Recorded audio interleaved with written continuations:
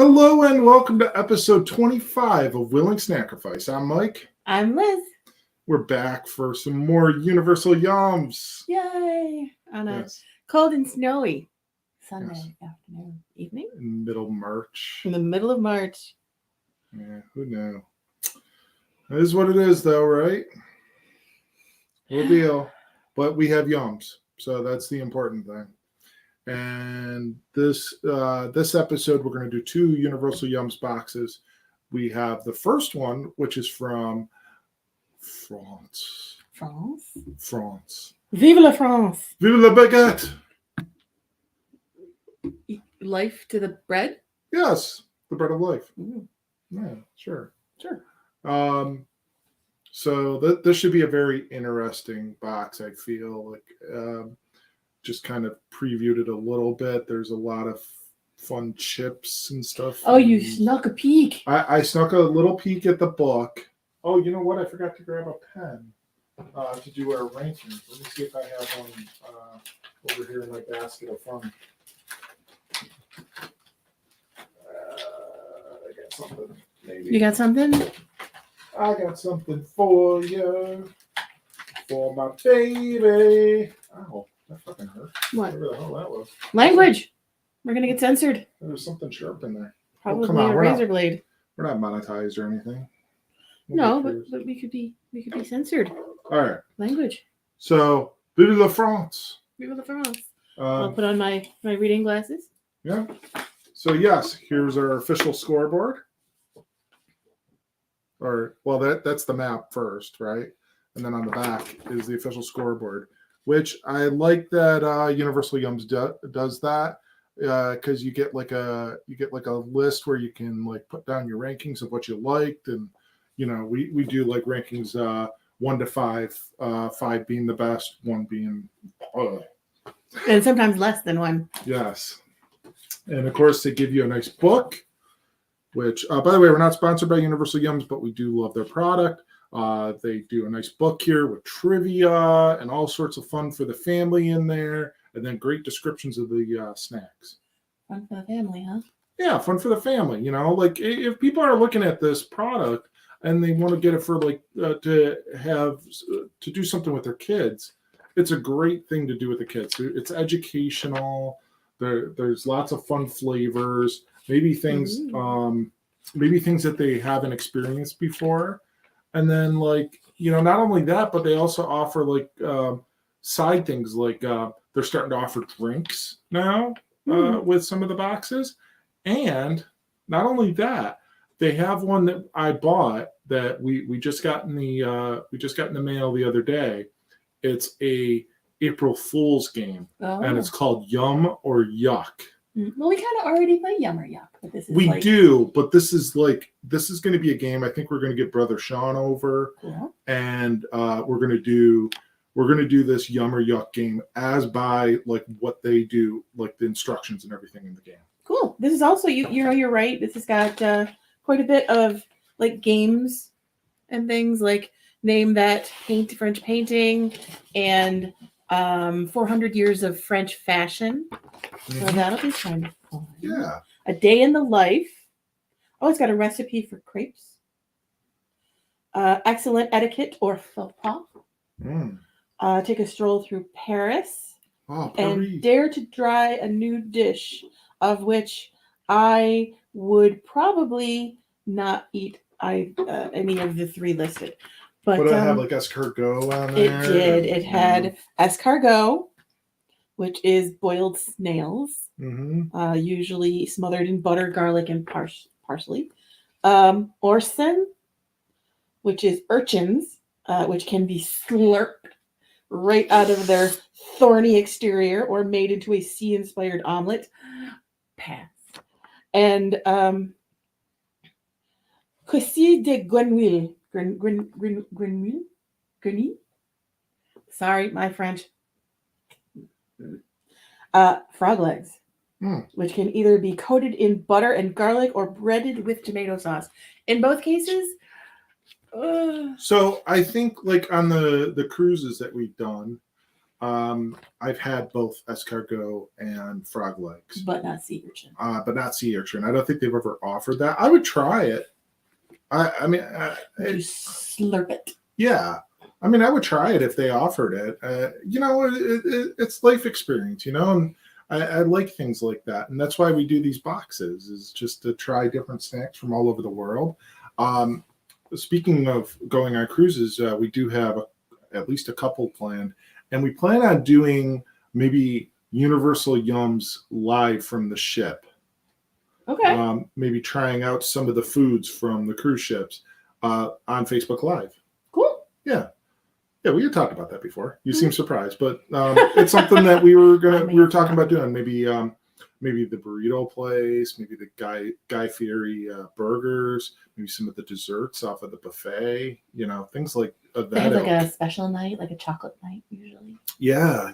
We'll try some of that, and they're not universal as far as like usually different cultures, but they are usually pretty delicious. If you want to get an idea of like the food on a cruise ship, we thought maybe that might be something people would be inclined to check out. So we'll post that up, and you'll see it. It'll be coming. It's down the road a little bit, but something that we have planned for in the future. Mm-hmm. But yeah, Yum or Yuck is coming up. That's going to be in a few weeks. We got the box, but it was supposed to be like an April Fool's thing, so we're going to do it right around that time, like beginning of April. They also include, I didn't mention this, but not only the map and the map flinging thing and the scorecard and everything, and the book. You also get like a nice little sticker every month. Some of the stickers are actually very cute, and if I had a place to keep these stickers, what's not to lose? I think we've gotten rid of most of them. I don't think we've kept them. I remember really liking the Greek one. Some of they're really cute. Maybe I should get like a little scrapbook and start putting them in. Why not? Hindsight is 2020. Yeah. So no drinks this week. They did offer one with this box, but it was like an orange one, and Liz being allergic to oranges, we decided to go against or not get it. Yeah. Usually it's artificial flavoring, but in the off chance that they do throw some grapefruit or grapefruit is the big no for me, and then diminishing in orange, lemon, things like that, just because of the quantity that gets put into the beverages or foods. But in the off chance that it is not artificial, we skip. Yeah, so Liz is looks like she's sticking to water, and I am drinking from one of my favorite local breweries, from Rising Storm Brewing Company. They're in Livonia, New York. Their after hours session IPA. Let's go that way. There you go. And it's very New Englandish IPA, something that Liz doesn't really care for, but I do enjoy them. So this is the first beer that I'm having during this double episode, if you will. If anything, doing Universal Yums is pointed out. I always thought that I was a pretty non-picky eater. And I still think to a degree that I am, but I'm realizing, there are certain flavors that are not my thing. And, Mike being a big craft beer person has also pointed out that there are a lot of flavors that are not my thing, partially hoppy, resiny IPAs and bitter beers.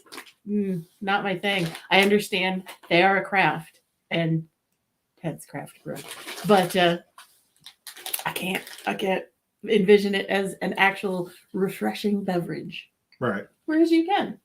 Yeah, I enjoy them. I do drink a lot of stouts, but like everyone, like I do get like really in a mood for IPAs, and like last week I think when I went out, I went out with Brother Sean, and it was very much an IPA kind of day, and what I brought home was mostly IPAs. I think more towards spring and summer, you tend to go towards the lighter, more refreshing. Oh, sure, like the Kolsch's and even natural. Natty Light. They put out Natter Days, and last year they did 2 different flavors of it, and both of them are really good. It's a cheaper beer, but it's actually really flavorful and a good, like, just summertime. Summer swimming in the pool. Kickback kind of beer. On the patio beer. I even like those. But the one you said, Kolsch, I'm kind of bummed. Everybody, at least here in Rochester, looks forward to the release of the Ruby Red Kolsch. And apparently it's delicious. But if you can tell from the name, Ruby Red Grapefruit Kolsch.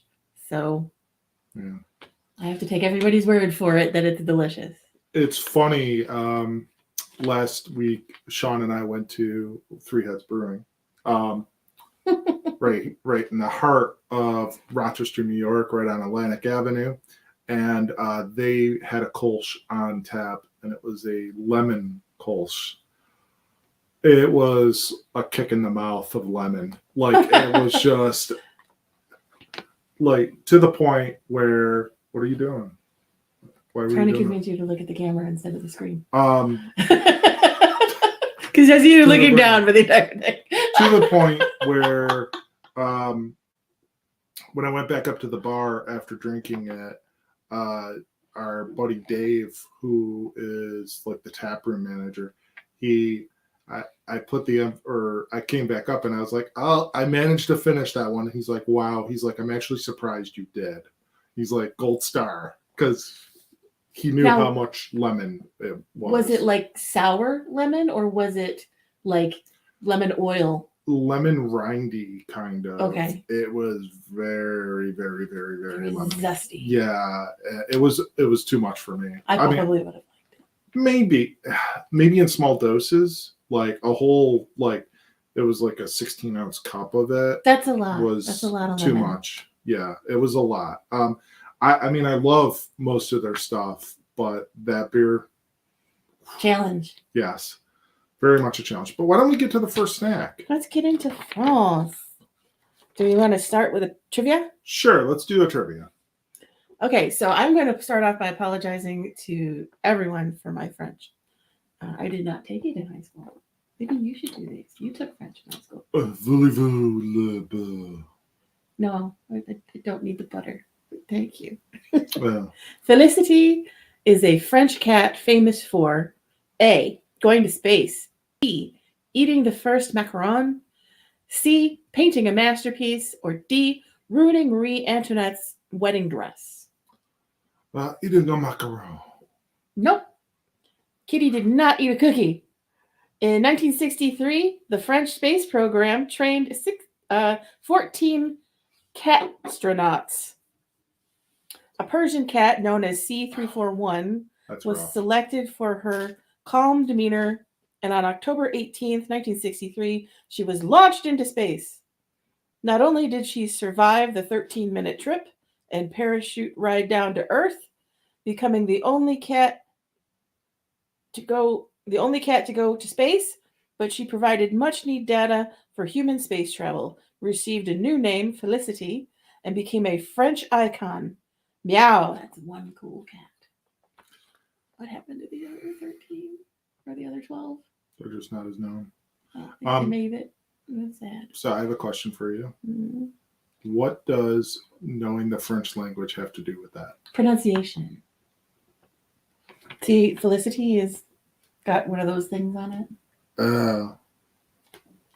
So I'm apologizing, and you may have been able to read that better than me. I think you did just fine. You Okay. did just dandy. All right, let's start here at the French Strawberry Chews. Our customer's juicy, chewy favorite from France. We're really glad that Sean isn't here because he would have had to skip. Love strawberries? Speaking of allergies. You have France to thank. French royals were the first to farm the fruit back in the 14th century, with King Charles V boasting 1,200 strawberry plants in his garden. Then, in the late 18th century, it was also France that crossbred two new world strains, the Virginia strawberry and the Chilean white strawberry, to create the modern strawberry the whole world knows and loves today. But don't say merci just yet. We've got one more French strawberry innovation to be thankful for. This yum. These uber juicy, uber chewy strawberry balls were the top voted yum in our last two French boxes. So we could think of no better way to kick off our new French adventure. Pop one in your mouth, give it a chew, and then join us in saying one big merci to France. And if you feel the same way we do about the yum in this box, it surely wouldn't be the first time you say that today. So they kind of look like those little tiny mini, like colored marshmallows that you used to be able to get. They also look like earplugs. Remember you used to buy earplugs and they were like this. And they smell like Frankenberry.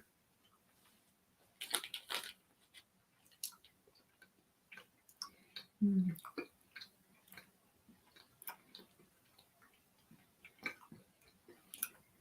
Very strawberry.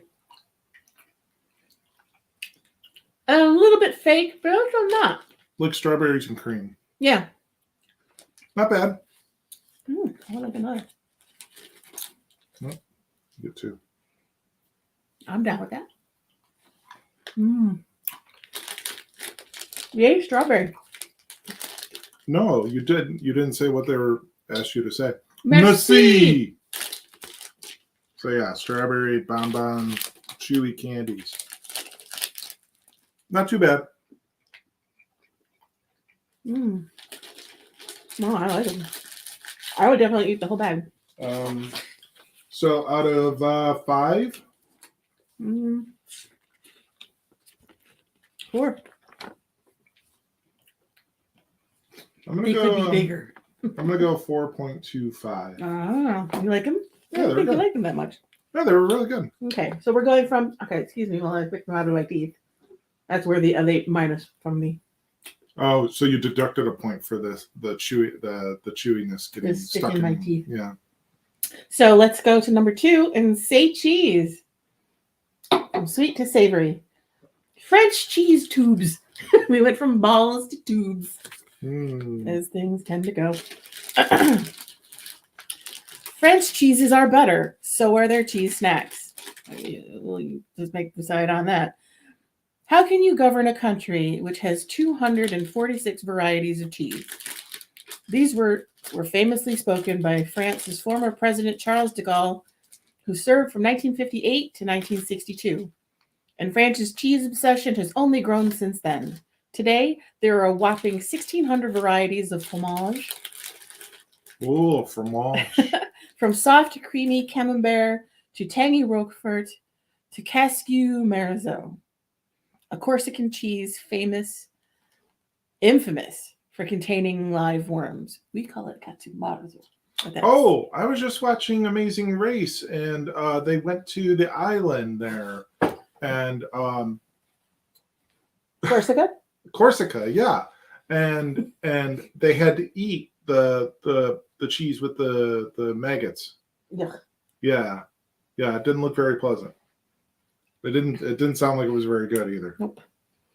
You can see why locals eat 60 pounds of not that kind of cheese per year, unless you're still caught up with the worm thing. But don't worry, there are no worms to be found in these zesty tubes. Thank God. Just a whole lot of cheesy flavor. So, I mean, they just look like little... That's not a tube. I know. They just look like little, like, plastic corn snack kind of things. They're kind of curvy. They're not tube-like at all, but they definitely do. They do smell cheese-like. They're light. They're air puffed instead of fried. I don't get a ton of cheese. I get not like a sharp cheddar. A lot of like corn flavor. There's a funk. There's a to the smell of them, yeah. Mm-hmm. But like the flavor is kind of mild. Yeah, they're good. They're moreish. It's one of those ones where you'd eat some and then realize you had eaten the whole bag. Yeah. I don't think it's like when we think cheese, we think, American sharp cheddar, that orange powder stuff. I think that's probably more of like a brie or a camembert flavor. Really mild, something slightly funky. Well, okay, so what I was expecting out of those, based on the smell, was like there's Cheez-Its that they make that are like Swiss. Mm-hmm. I was expecting kind of that flavor out of them, No. based on the smell, Mm-hmm. and they didn't really have that taste. That nutty. Yeah, they were good, but like they didn't have that taste to them. So I'm gonna go with 3 out of 5 on those. Yeah, that's fine. I mean, I'd probably on the same. Like I said, I would not reach for them, but if somebody handed me a pack, is like, hey, eat these, there's a snack. I'd be like, okay. Yeah, and sure. Watching TV, you would eat the whole bag without realizing it. Oh yeah, definitely. I also like that they are not too salty. A lot of the snacks we get are just packed with salt bombs. And that was not salty at all. Right. Let's do another trivia. Okay. There are no blank in Paris. Mm. Stop signs, taxi cabs, traffic lights, or buses.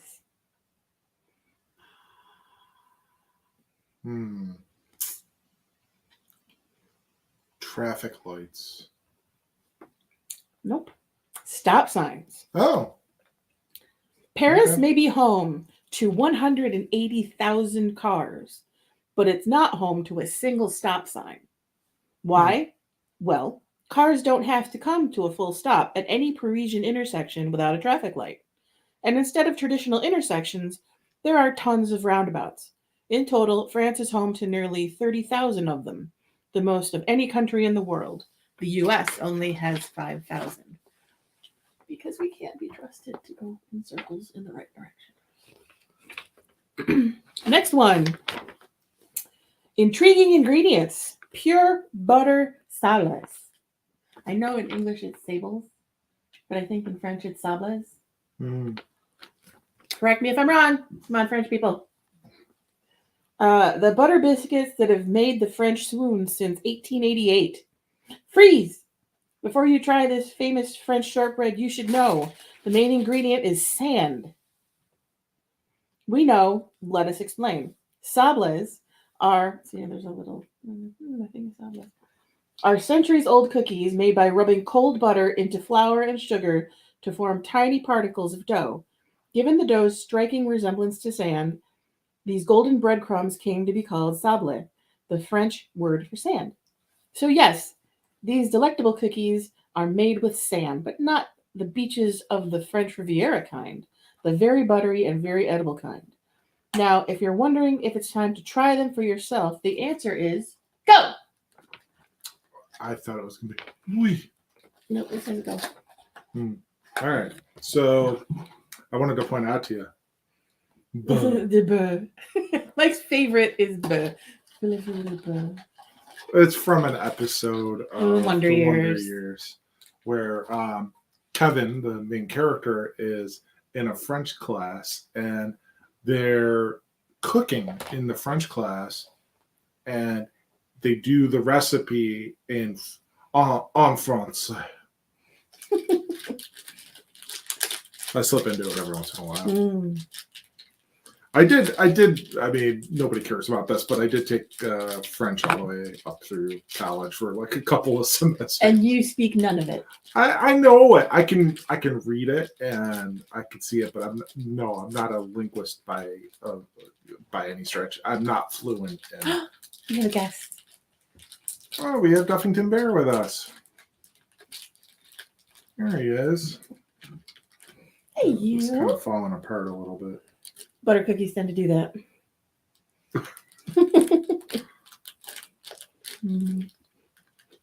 Have some more crumbs. Have some more crumbs. Okay, here's the rest of your full cookie. I'm going to carefully hold it up. Yeah, they break apart. They're very brittle. So that's a good sized piece of one. They're full round, but as I'm pulling them out of the package, they're actually falling apart. La Mère Poulard, 1888. What does that mean? I'm sure that's probably the company and when they were found. Right, but La Mer is the water or the ocean, isn't it? Yeah, like the sea. And Poulard, isn't that a chicken. No, that's poulet. Sorry. That's close.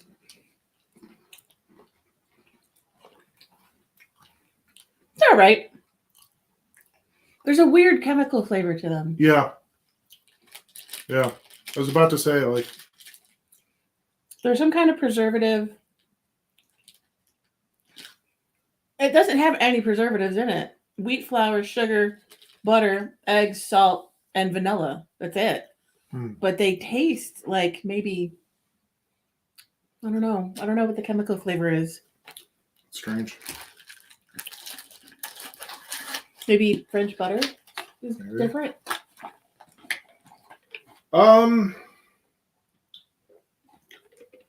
They're just so. I'd honestly 2.5 for me. Yeah, I wouldn't buy them. I wouldn't be like, oh, they have them at the international section at the store. Let's get these. Honestly, if I'm going with shortbread, I'm going with the Scotland. Oh yeah, those are good. Next, a tour of France. France. You're from Rochester. It's France. A tour of France. Chips. Garlic aioli potato chip. Garlic lovers, and this yum equals the perfect relationship. I'm reading slowly because it's written very faintly in pink. If it's a special occasion in Provence, you'll surely smell one thing: garlic. Lots and lots of garlic. That's because everyone will be eating aioli, the local garlic and oil dip. It's ordinarily reserved for Fridays when it's served with boiled veggies like green beans, carrots, and potatoes. When Ash Wednesday comes around, aioli is served with poached cod. And on Christmas Eve, it's snails that typically get dipping. I think I showed up the wrong ones. Your invitation to Provence's pungent tradition, these ridged potato chips, which taste just like the real thing, but with no dipping required. Yes, you will get garlic breath, and yes, it will be worth it. All right, so we actually had 2 different ones from the same brand, so that confused me briefly. So I initially held these ones up, which are onion confit and balsamic vinegar, but the aioli ones are actually these ones here. Cool. So I'm excited. I love garlic.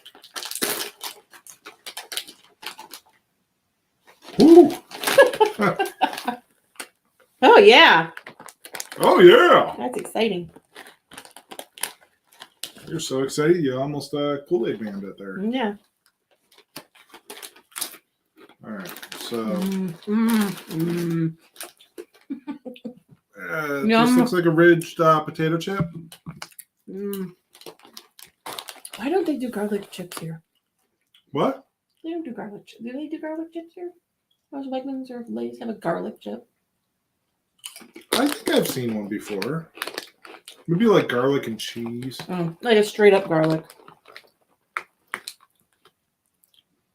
They literally taste like a potato chip, but like potato chip garlic bread.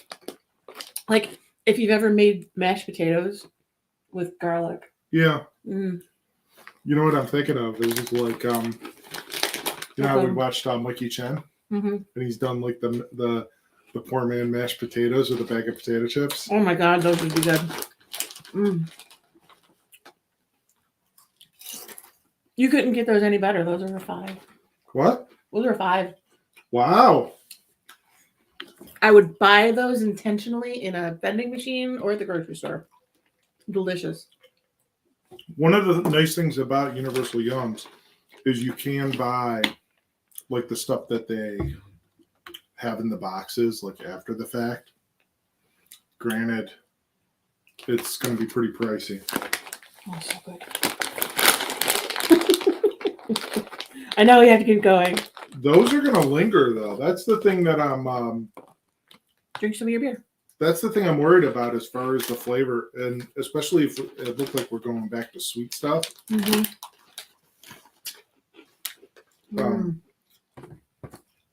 So good. Yeah. Yes. Let's do a trivia. Okay. The first manned blank flight took place in France. Hang glider, helicopter, hot air balloon, or plane. Hot air balloon. Yep.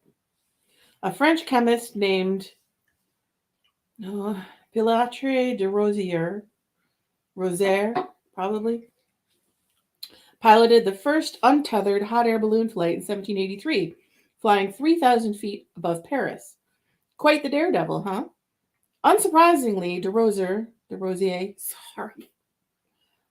was also shortly after credited with testing the flammability of hydrogen by gulping a mouthful and blowing it across an open flame. He stated in his findings that eyebrows are not a necessity. Eyebrows are not necessarily a permanent feature on one's face.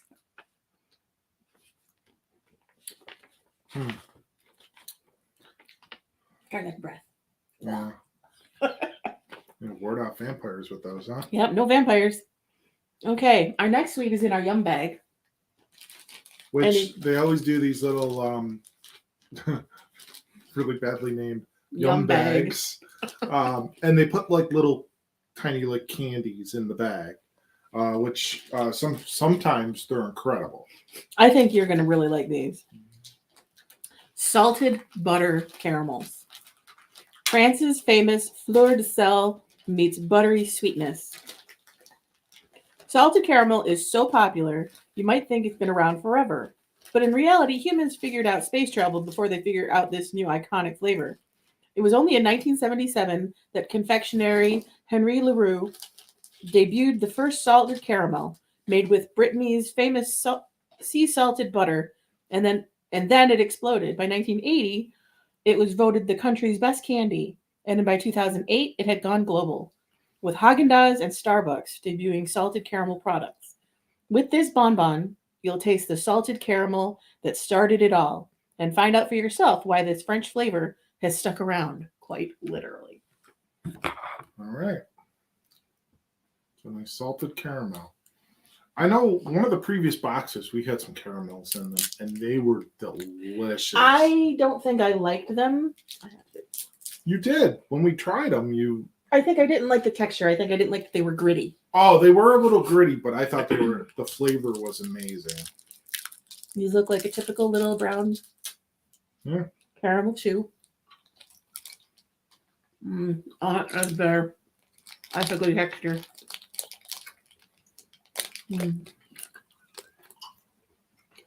We'll take some fillings out with these. Buttery.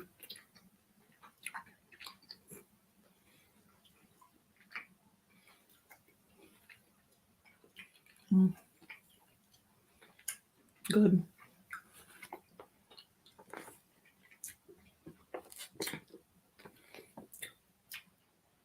As we sit here and smack. They're a tough thing for like when we're doing this and we're doing this live on Facebook. You gotta talk. Yeah. They're good. Flavor's good. I like the texture much better than the ones that we had. The flavor of the ones we had last time, I think, were a little bit better. But the texture was gritty. These were very creamy and very smooth, very buttery. Not overly sickeningly sweet. Just really, like, yeah, you'd buy a bag. Yeah. I'd give them a 4.5. Wow.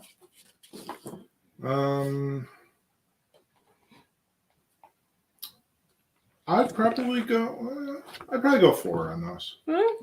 Yeah. Why not all the way? They're good. I actually like those gritty ones better. All right. When we stay in the sweets and do cocoa dusted chocolate truffle bar. Oh man. 4 French truffles in one uber decadent bar. According to legend, this yum came about by accident. In 1920s Paris, confectioner Auguste Escoffier, whatever, was making a pastry cream when he accidentally poured hot cream into the wrong bowl, a bowl filled with chocolate. Rather than bidding the melty chocolate adieu, He experimented, realizing the paste called ganache could be molded. He rolled it into balls and coated them in cocoa powder. The result, a luxurious chocolate ball that looks a whole lot like France's mushroom truffles, hence the name. We can't think of a more decadent accident, except maybe devouring all 4 of the truffles in this bar before anyone else can. I don't know why it keeps saying bar, because they are. Well, that one was a bar. Okay, there we go. I think they probably They're were all kind of stuck together. somewhat stuck together, but they're definitely like very truffle-like, and you can see like the powder is coming off on my fingers.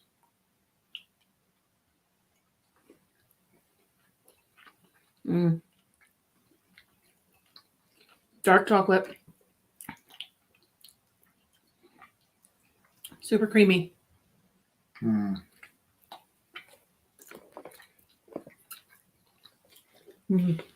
The powder on the outside is very like Bitter. like bitter baker's chocolate almost. I'll tell you something. That obliterated any garlic that had been left in my mouth. I gotta go back in. We'll finish these on camera because these are really good. Wash your hands.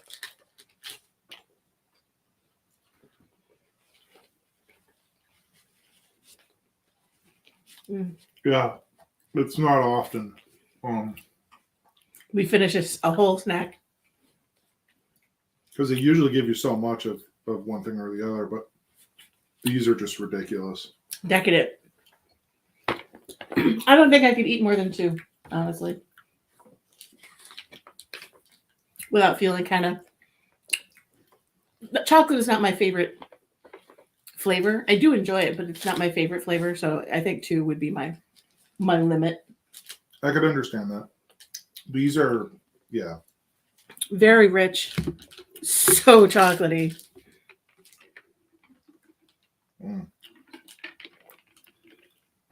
Wow.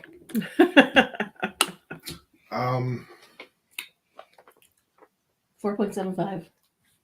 I mean,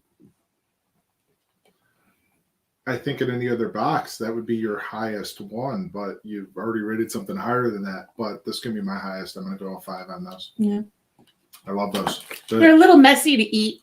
Was my only. Yeah. Because I ended up with like powder and gook on my hands. Yeah. They're a little these bit are melty. these are unbelievable. And you could not leave them anywhere warm. They No. would turn into puddles.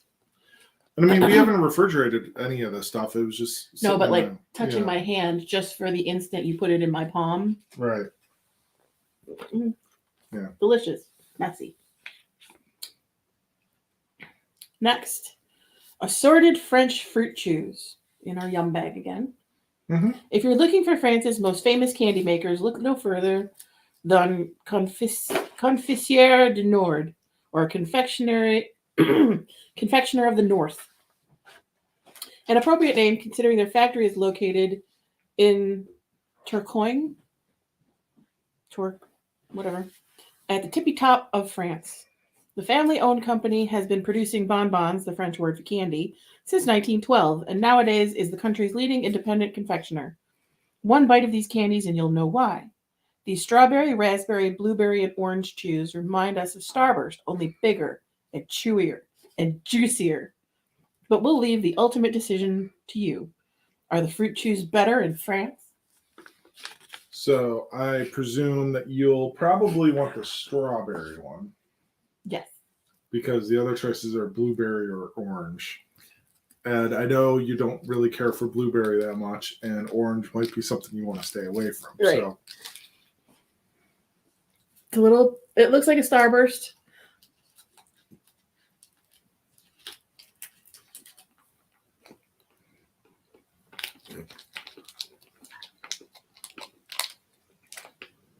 Same consistency as a Starburst.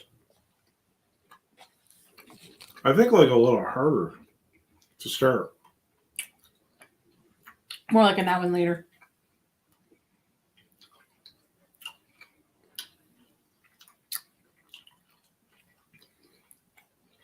It's got the juicy, almost sour tang of a now and later too.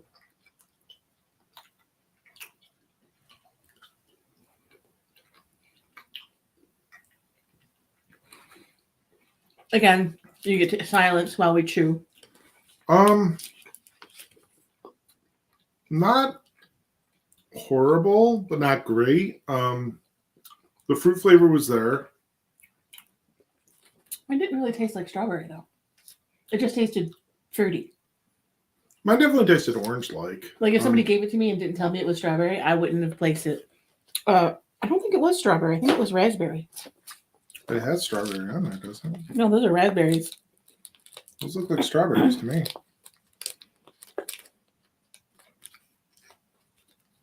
And it said strawberry in the book. No, it said strawberry, raspberry, blueberry, and orange. Oh. This was raspberry. It kind of looks... Those look... No, the bumps. Yeah. Yeah, I guess you're right. Yeah. It did taste more raspberry. I still had a hard time pinpointing it. I'm like, this doesn't taste like strawberry. But if you had said it's raspberry, but if you didn't tell me and just handed it to me, I would have just guessed berry. So it's funny. I did the orange one, but I had, right after the truffle, so it was almost like I had like a lingering of the chocolate. Orange truffle, like It the was orange, almost like orange chocolate. Yeah. I would give that maybe a 3. Yeah. A 3? Yeah. Not offensive. Really juicy. Really chewy. Not as soft as Starburst. I like Starburst better. Okay. Sorry. Over 100 wild blank live in the village of Immense. Chimps, wallabies, lemurs, or koalas. Chimps. Wallabies. Visiting Australia or Tasmania might be the more standard route to seeing a wallaby in the wild, but the suburbs of Paris will do too. After a group of wallabies escaped from a local zoo in the 1970s, over 100 of the marsupials have thrived in the forest of Immense, which shares a climate similar to that of their native Tasmania. Every once in a while, a wallaby will appear in town, causing locals and tourists alike to do a double take. Luckily, they're harmless and adorable. Our next is apricot and vanilla macaron cookies. Oh, prepackaged macarons. I don't know. Oh boy, this might be an interesting one. France's famous cookie in its most fragrant flavor yet. We are all about the alliteration in this book today. We're about to try one of France's most iconic specialties, holy belly buttons. Not joking. The story begins in 18th century Italian monasteries where monks first baked these cookies from a simple dough of sugar, almond flour, and egg whites. Their flat, rounded shape earned them the nickname priest's belly buttons. It was in 1533 when Italian Catherine de' Medici married French King Henry II, and would it be Henri II, and brought the cookies to France, that they were renamed the macaron, meaning fine dough. We think the rebrand has a lot to do with the crispy cookies' explosive success in France. Either way, feel free to shout "Holy belly buttons" after your first bite of this delicate apricot treat. So these aren't going to look at all like what you were thinking. It doesn't look like a macaron? Oh.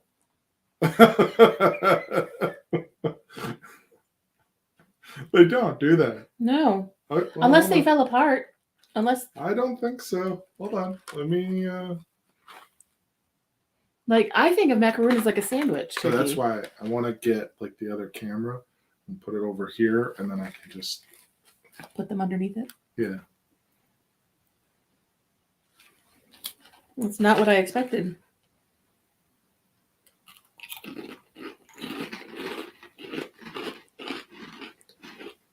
They're good. They're sweet. Wow.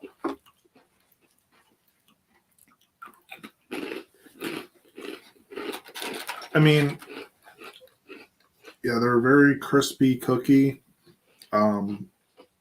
They're not like what you were expecting, like when initially it said macaroon. They're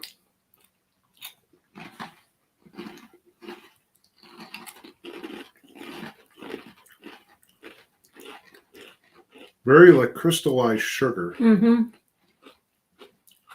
They're light. Very light. They are. But very sweet as well. Yeah.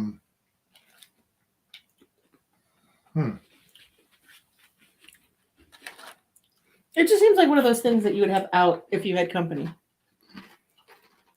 Like on a plate.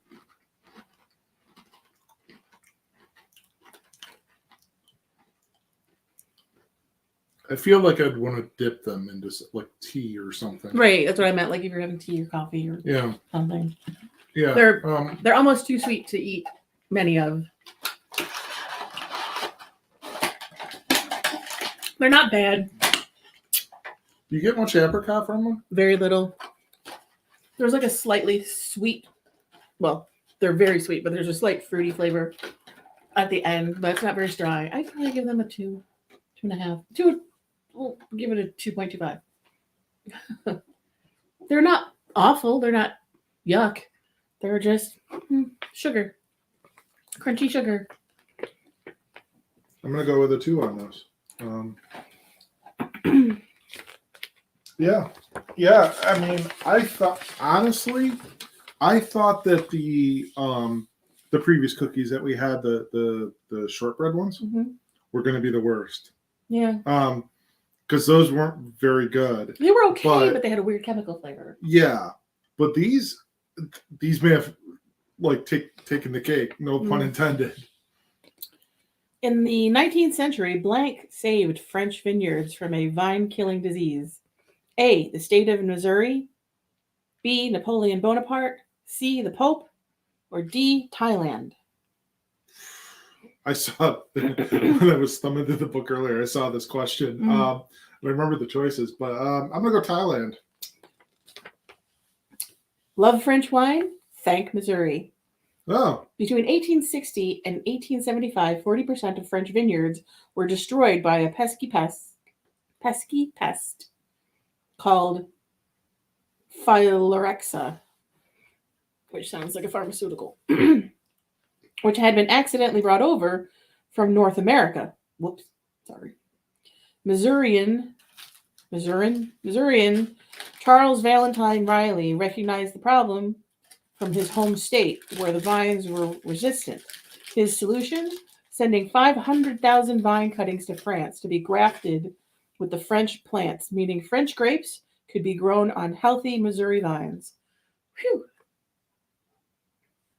But I think we are a little bit aware of that because of Dr. Constantine Frank. Yeah. He spliced French grapes onto Native American grape varietals so that they would grow better here when they were too kind of weak for our soil. Sorry about that. Yeah. Let's do one more. Okay. In France, mushroom foraging is no joke. With over 300,000 varieties of mushrooms growing there, along with the most prized fungi of all, the truffle, is a beloved tradition. And if a local can't quite place every species in their fungus fortune, they can just ask their pharmacist, who is officially trained to identify the edible from the inedible for free. Nice.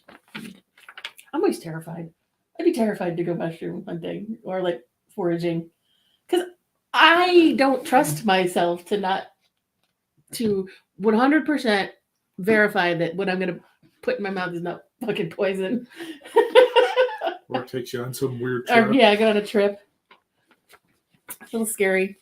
Shrooms, man. No shrooms. All right, we're going with the other potato chip. And if it's as much of a punch in the mouth as the last one, it's going to make Liz a very happy person. It is an onion confit and balsamic vinegar potato chip. Sautéed French onion plus balsamic vinegar. Confit is no stranger to French menus. You may have seen it come across. You may have even come across it yourself. What does it mean? Well, it comes from the French "confer," to preserve. It refers to foods preserved by cooking them with low heat for hours on end. In medieval France, this was typically fruit cooked in sugar. In Gascony, it refers mostly to duck cooked and cooled in its own fat, making it storable for years. An onion confit refers to onions slowly simmered with garlic and balsamic vinegar. The flavors are worth the patience it requires to cook, as you'll taste with these aromatic onion confit inspired chips. Ironically, we don't think these chips last long at all. Very long at all. Do they have the same? They don't smell as strong.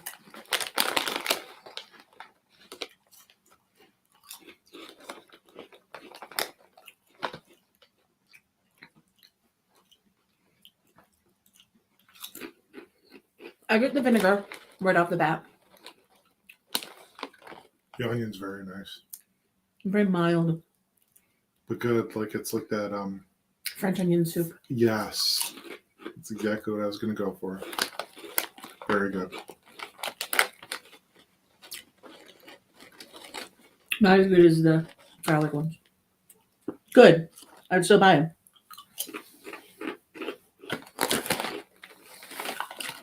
Yeah. I would still eat the entire bag. No complaints from me on these.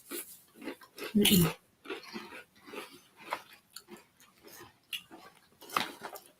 Mm. 4.75. 4.75? Mm-hmm. Wow. I love potato chips when they do them right. And those are crunchy and not too salty.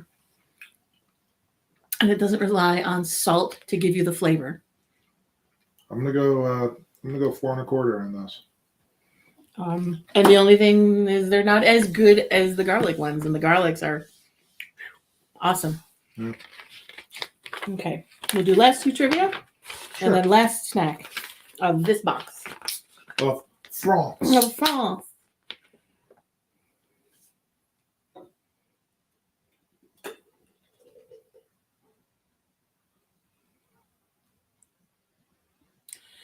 The French phrase "à la mode," the French phrase "à la mode" means served with oysters, from the heavens, served with ice cream, or in style. With ice cream. It's actually a trick question because the answer is C and D. Mm. In North America, à la mode signifies a dessert that's served with ice cream, but not in France. In France, the phrase means in style. It is reserved for clothes, not pie. In the 19th century, upscale American restaurants borrowed French phrases from their menus to make their dishes sound more sophisticated. A la mode might seem like a random choice, but then again, ice cream is always in style, don't you think? It's true. Last question. At the Dunkirk Carnival, blank is poured on people's heads. Grated cheese, wine, raw fish, or cotton candy. We'll go with wine. See, every year, 40,000 French folks gather at the port city of Dunkirk, sporting colorful clothes and umbrellas. They're all there for one thing, to have raw fish dumped on them. Yeah. The festival began in 1676 when local fishermen met for hearty fish meals before 6-month expeditions. Over the years, it's transformed into a unique event. Locals pack into town square where thousands of herring are tossed onto their noggins. The stench. Ew, too. It's like it's not pleasant. The stench. Oh my god. Let's skip that festival if we ever get kids to travel there. You sure? Yeah. Oh, by the way, I switched to a new beer. Speaking of Three Heads Brewing on Atlantic Avenue, right in the heart of the neighborhood of the arts section of Rochester, New York, I am drinking their Stratocasting India Pale Ale. Some great label art by a local artist.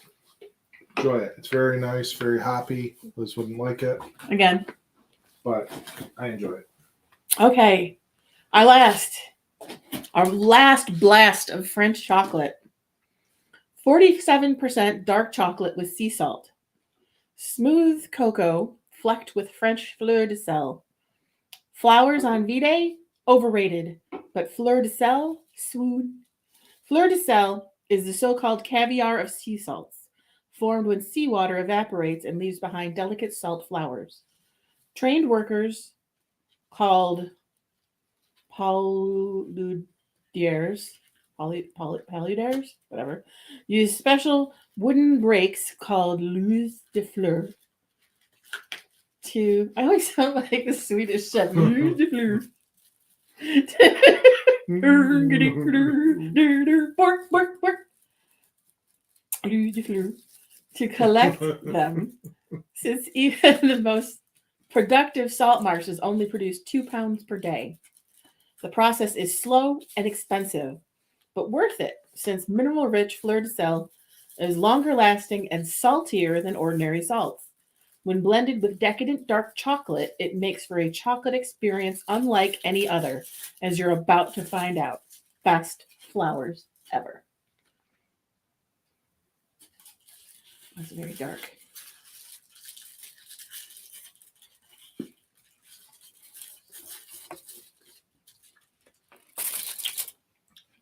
So it comes in the nice little squares, slightly thin, but man, as I was opening this, the smell is just the dark chocolate. It's just. I have chills.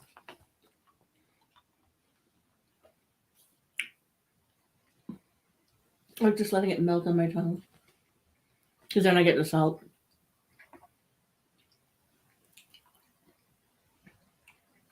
Little bits of salt as it melts. Mm-hmm.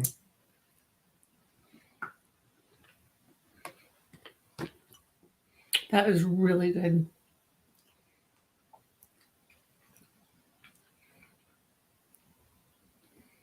And they're right, the salt does make it enjoyable. The little pops. It's not too much. It's not actually salty. It's a really pleasant dark chocolate. It melts. And as it melts, you get the little salt pops. It's grown up chocolate. It is. But I mean, I feel like it definitely has quite a bit of salt in it. Like it's very salty to me, but like in a good way. Not complaining about it. I broke that piece off just because, so I could fold the foil.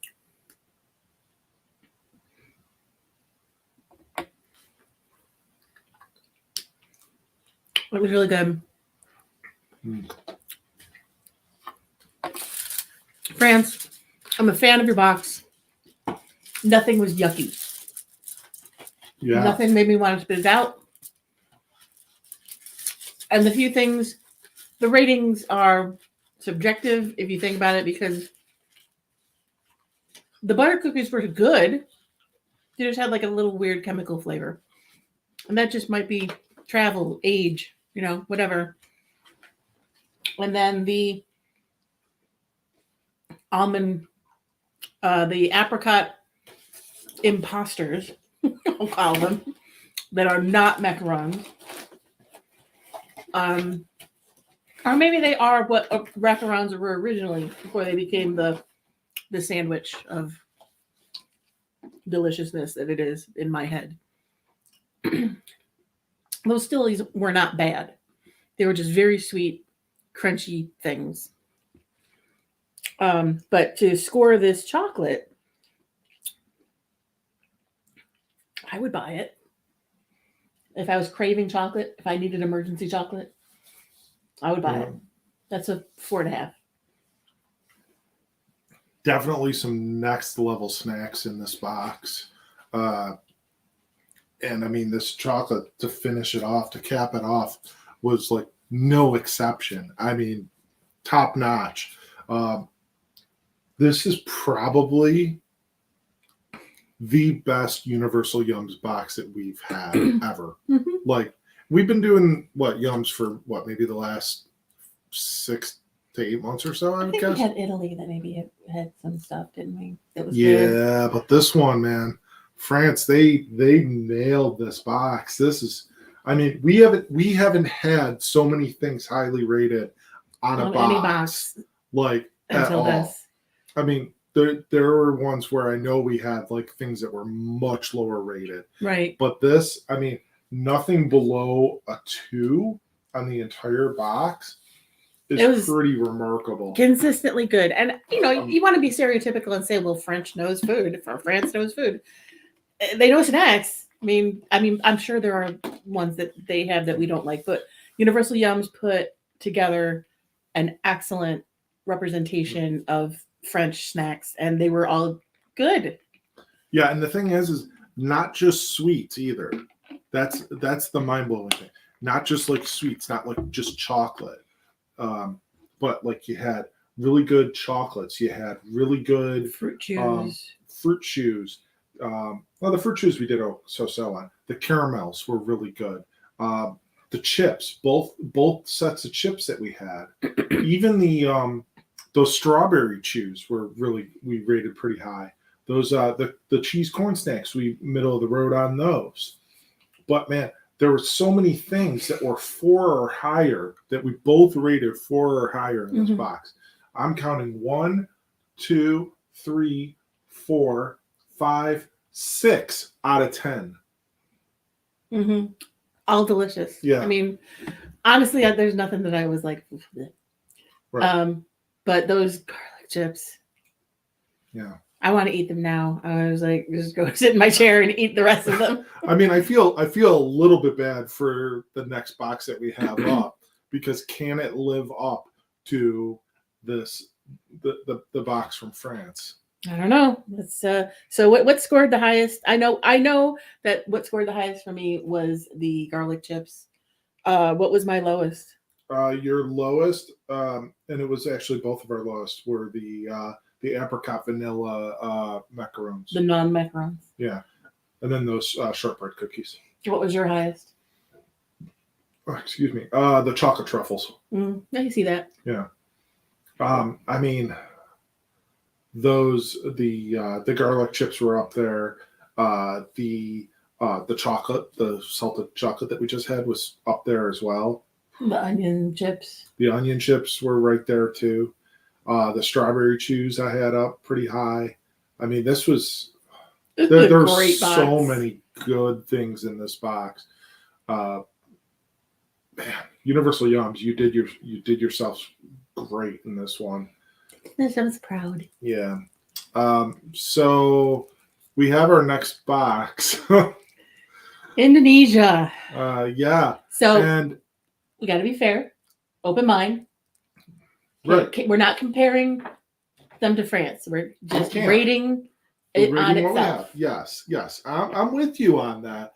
But I mean, that we just had. I mean, like, like sometimes, like when you go see a band or whatever, and the encore is like a lot of their big songs, or like right as they're leading into the encore, they play a lot of the hits. Did we just have like the encore before? Did we have all of the hits first, and then we're gonna have like this next box, and we're just gonna be kind of like, we'll find out. We'll find out. So we're going from France to Indonesia. Yes. And it's going to be a little bit of a shock, I imagine. But I think as long as we keep an open mind and not compare Indonesia to France, we're going to take France out of our mind. We're going to scrub our memory of France, even though it was delicious in France. Yay! Here's our book. There's our sticker. What's our sticker? Tennis, badminton. Badminton. I got served in Indonesia.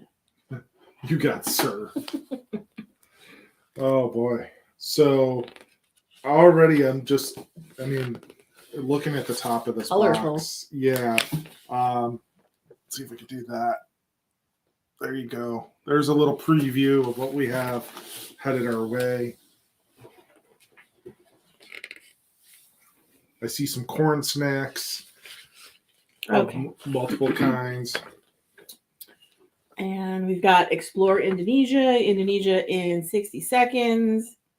Look out, the dangerous thing of Indonesia. Okay. We've got Would You Rather.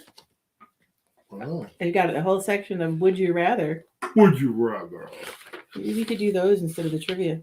We could. I mean, the trivia, we could put some in there. We'll see. Let's start with a trivia anyway. Okay, I'm going backwards. A volcano in Indonesia has A, ash that can smooth wrinkles, B, glowing blue lava, C, the rarest flower in the world, or D, a once extinct goat. Let's go with the rarest flower in the world. Nope, it's glowing blue lava. Oh. You've heard of red hot and white hot to describe searing temperatures. But what about blue hot? That's the hue of Indonesia's Kawah Ijen volcano, which glows with a surreal blue lava at night. The lava's unique color is due to the mountain containing large amounts of sulfur, which emits an icy violet color as it burns at a searingly hot 239 degrees Fahrenheit. Ouch. Mm. And we are going to start in Indonesia with a white chocolate and coconut wafer. Decadent and crispy with a tropical twist. Are you ready to try some Indonesian yums? Well, there's no better place to start than this coconut wafer. Why? Oh, no reason. Just that Indonesia produces the most coconuts in the world. It should be no surprise that coconut is one of the most common ingredients in the country's cuisine. In Sumatra, coconut milk is used to make a beef curry called rendang. In Sulawesi, toasted coconut is used in chicken dishes like nasi iku and spicy soups like tabu moihimo. In Java, sticky rice snack called Ketan Nintip is coated in soybean powder and freshly shredded coconut. And of course, you'll find coconut inside most Indonesian candy bars. With 4 layers of crispy wafers, 3 layers of cream, and a rich white chocolate outside covered in coconut, this yum is the best way to try the country's most plentiful crop. And it looks like a coconut-covered Kit Kat. It really does. I don't want to break this apart because Is there just one? Yeah. It smells great. It tastes good. Coconutty.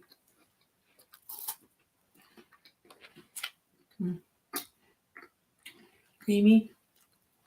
Coconutty. It's good. Why don't they make more coconut Kit Kats? That's really good. You know, coconut all Like over myself now. white chocolate coconut, yeah? Yeah, it's very creamy, crunchy, and coconutty. It's everything it's supposed to be. Is what it is on the label. You can't ask for more than that, really. I mean, as long as if they say it's going to be this, and that's actually what it is, I'm happy. I'll go 4 out of 5 on that. Yeah, it was good. A good start, Indonesia. Yeah. Yay, Indonesia. What do you got on that? A 4. It's exactly what I expected it to be. And it doesn't have that fake coconut taste. Like, you know, sometimes you get like a fake coconut, like coconut oil or whatever. It was very light coconut. Probably because there was real coconut on the outside. Okay, the next one is a sugar-coated coffee cookie. Coffee lovers, meet your new morning go-to. Did you know the word Java comes from Indonesia? It refers to the country's central island, Java, where most of the world's coffee was grown during the 1700s. Today, Java is still renowned for its coffee, especially its Arabica beans, cultivated during monsoon season and aged for over 3 years. The result is a more mellow, less acidic coffee. The inspiration behind the light coffee flavor in these extra thin sugar top biscuits. Subtle, sweet, just with the right crunch. It's no wonder they're called Coffee Joy. So we're going to have some coffee cookies. And nice thing is there's 2 packs in there, and they come in like individual packs. So Yeah. I always like that when you get like a nice package of. That's not going to go stale. Right.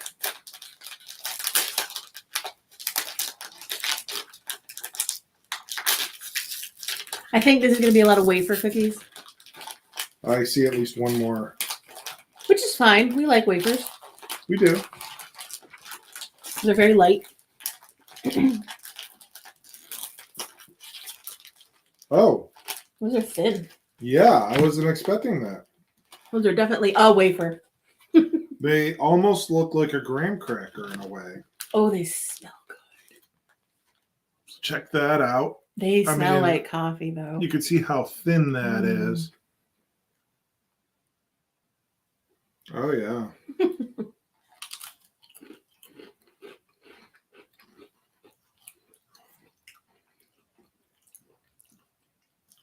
I don't think you could dip them in coffee because I think you would lose them. But you could definitely eat them with coffee. Those are good.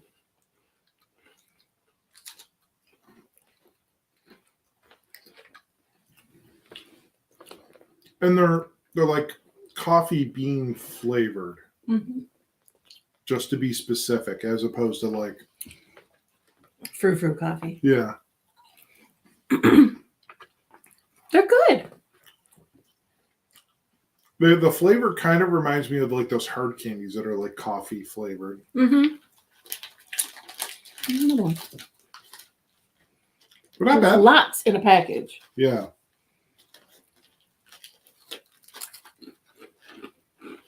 The consistency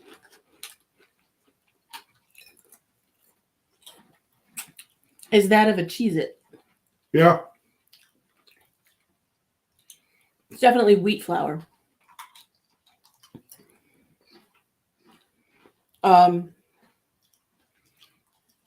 But instead of a savory Cheez-It, it's a coffee flavor. Is it sugar on top? A little bit of sugar, just tiny bit of sugar.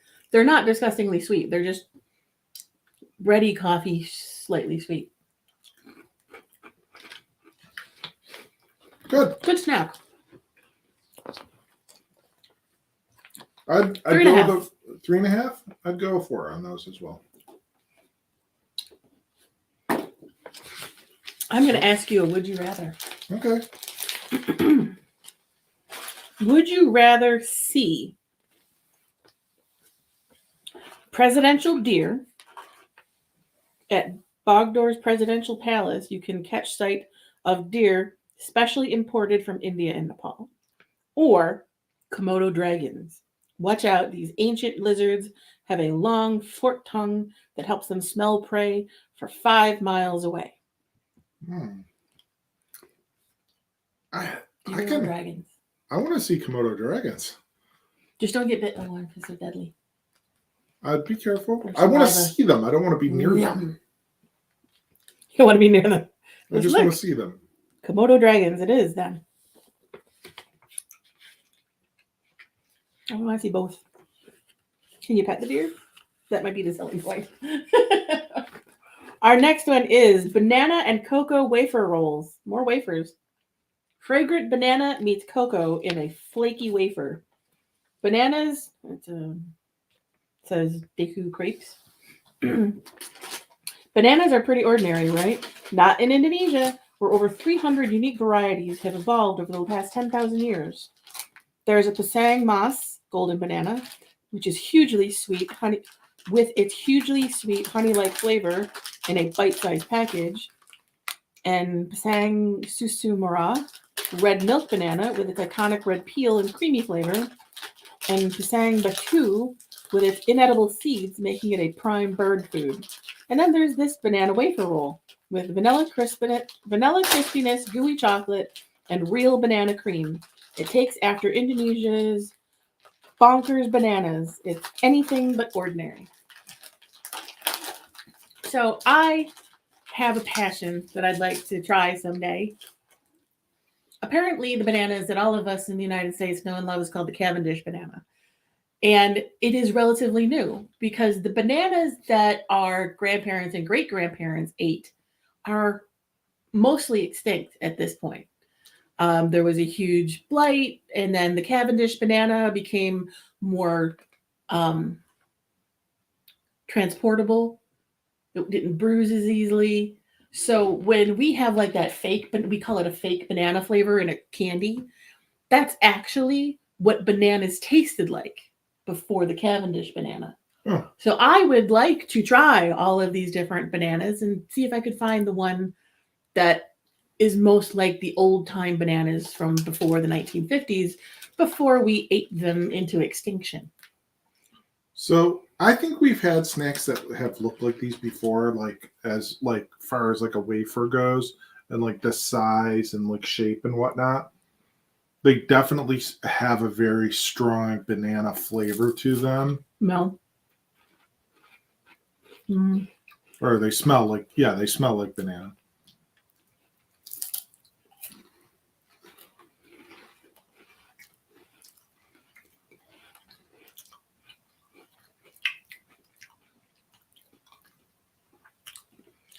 They're good. Now that's the flavor I'm talking about. Our instinct is to call it fake or artificial because it tastes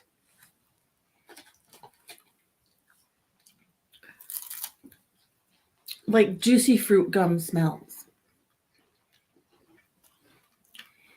But I think that's what that banana variety actually tastes like. Because they said this is real banana. Yep. So that's real banana. But what variety? I don't know. And I want to eat one. Maybe we should go to Indonesia.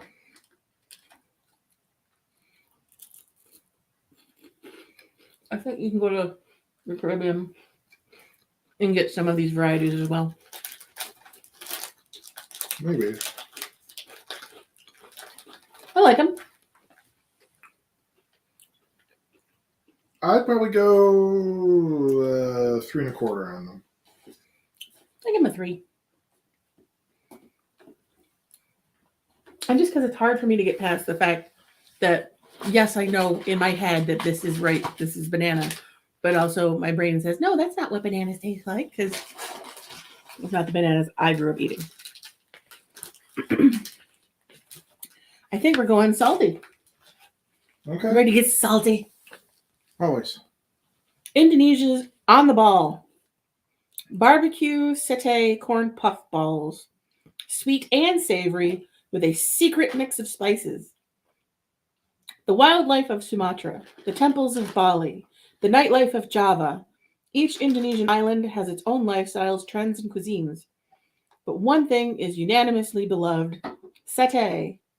The traditional dish is made of sliced meat that's seasoned with spices, skewered on a bamboo stick, barbecued, and slathered in peanut soy sauce. It's so popular that a government building has even been nicknamed Gedong Satay, Satay Building, because of the skewer-like point on its roof. So, what do you satay? Ready to give the national obsession a try with these satay-inspired puffs? If I can open them. We've had satay. Our friend Sarah Jones here makes satay. There we go. Previous guest on this show. Doesn't smell like much. Like peanut. I don't know. You smell in the bag. So they're like little puffs.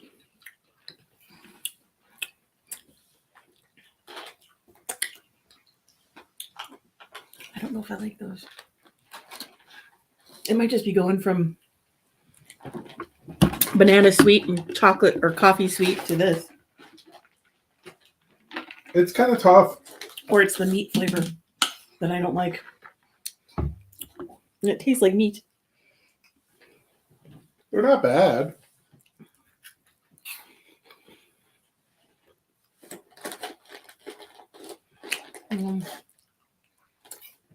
Not. No. 3. 1.5. 1.5. Wow. Not a fan. I know that I don't think there's meat in them, They're artificially flavored. but they I just taste get like a lot of barbecue flavor, like salty they taste barbecue, like meat. like a snack, like you get from here, like just. I'm not a fan. I think I might like the next one better. Hopefully, I didn't just jinx myself. Red chili cassava snack. Seriously spicy with an addictive crunch. Open this yum and peek inside. What do you see? Little white balls that look pretty darn similar to breakfast cereal.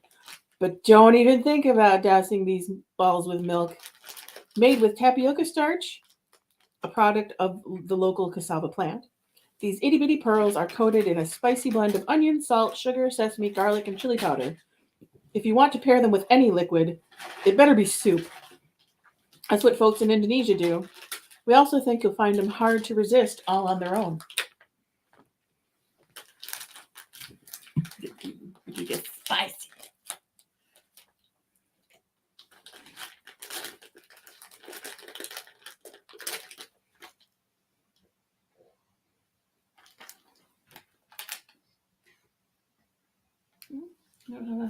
They're called Tic Tac. Oh. Careful.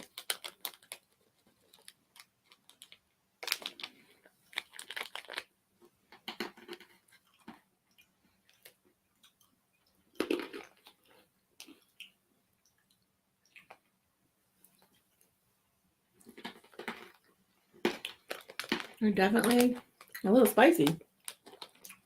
They would be good in soup. Put them in a bowl of ramen.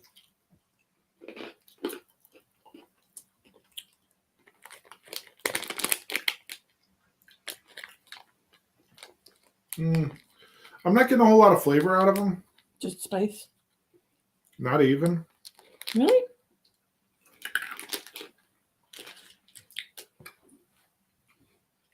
All right.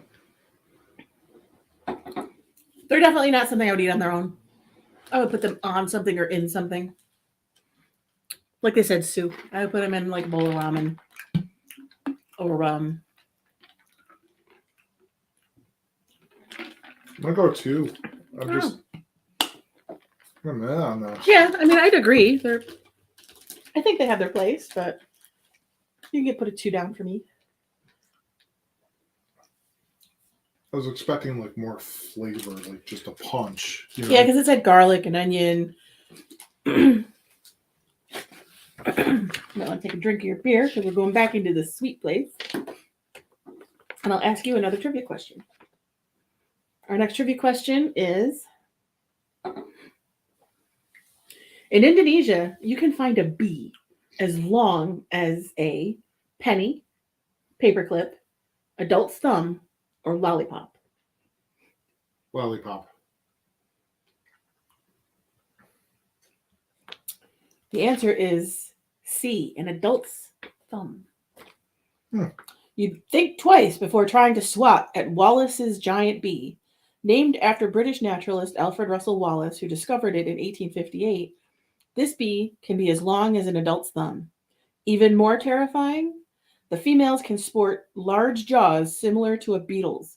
But don't worry, the bees have only ever been found on the remote Indonesian islands of Bacan, Halmahera, and Tidore. So you'll likely never see one in your own neighborhood. That's good. No bees. That's a relief. No big thumb bees. We are going to pandan and cocoa cream wafers. Taste Indonesia's vanilla-like pandan plant. Grab this green goodie, and you'll be holding centuries of culinary history. Ancient Indonesians used the leaves of the pandan plant to make everything from roofs to ropes to baskets to boat sails. And wafer cookies, apparently. But when a special species called Pandanus amaryllifolius on the Molucca Islands was found to have an especially pleasant aroma, they started using it to add sweetness to rice and meat. Nowadays, the flavor is so essential to Asian cooking, it's earned the title Vanilla of the East. And just like the vanilla you know and love, it pairs excellently with chocolate. Accidentally with chocolate, as you're about to find out with this crispy, creamy wafer. Definitely the spice from the last one made my nose run.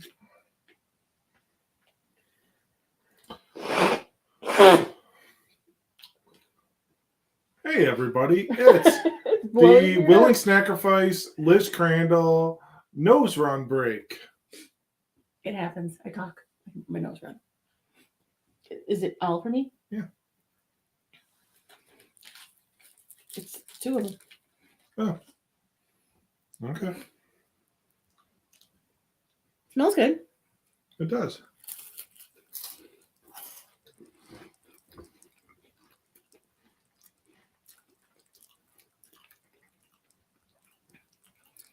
Why does it taste like fish?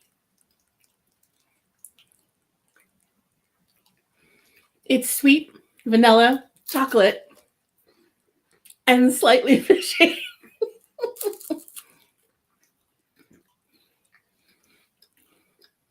I'm not getting that.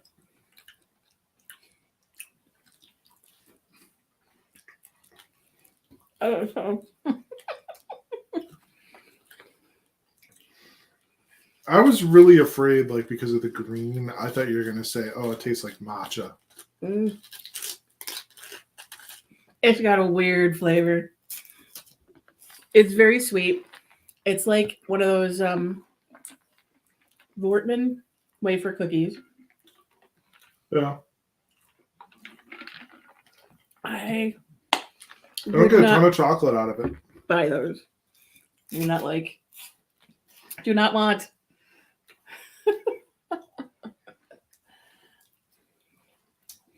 Tastes like a fish tank. Blah. Nope. 1. Wow.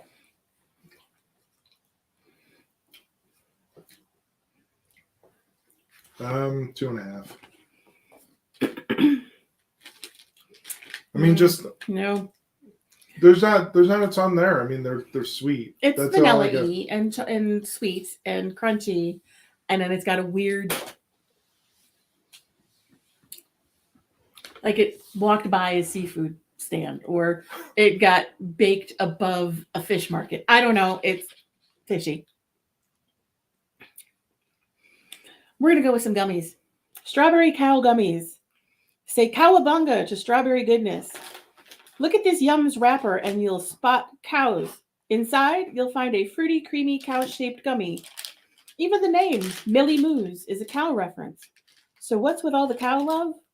It's something special in Indonesia, especially the island of Bali. Not only are cows considered sacred to the hundreds of thousands of Balinese Indonesians who practice Hinduism, but they play a vital role in helping farmers cultivate their crops.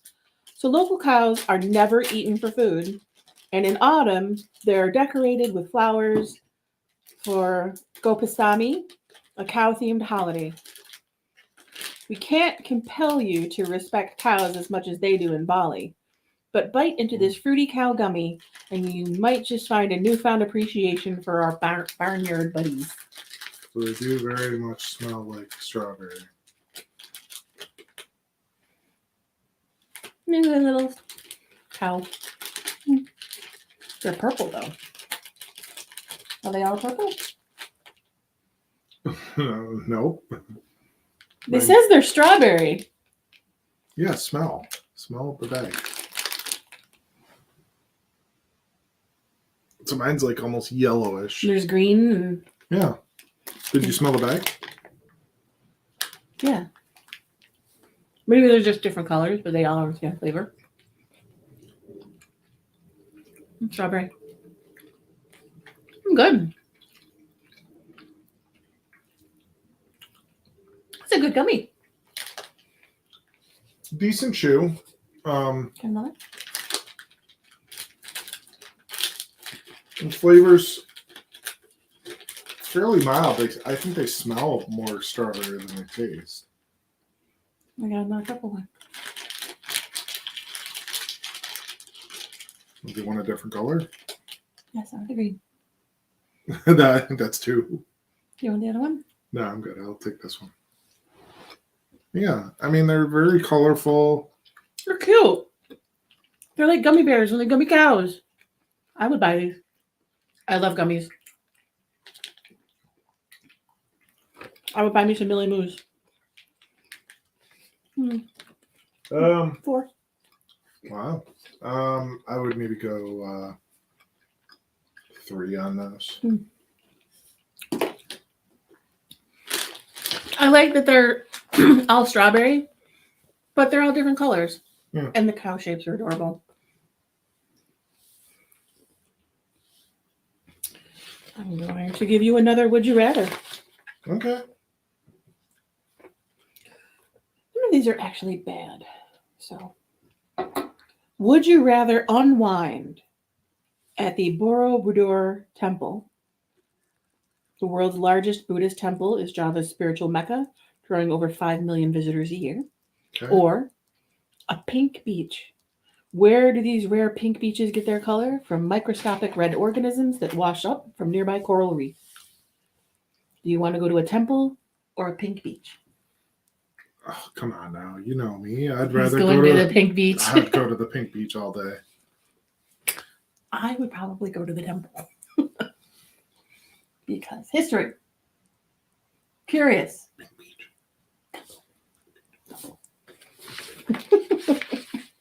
Our next snack is from Jakarta. Sweet corn tortilla chips. Taste how Indonesia does grilled sweet corn. Walk through the street food stalls of Jakarta and you'll smell a sweet and savory snack that's super popular. Perkedel jagung or sweet corn fritters. Made with sweet corn, flour, kaffir lime leaves, and garlic, then fried to crispy perfection. They're one of the most famous street foods in the country, which is why it's common to see locals eating them for breakfast, lunch, or a late-night snack. While it is traditionally enjoyed with a dipping sauce, these tortilla chips are good enough to enjoy on their own, and just as golden, crunchy, and savory as the real deal.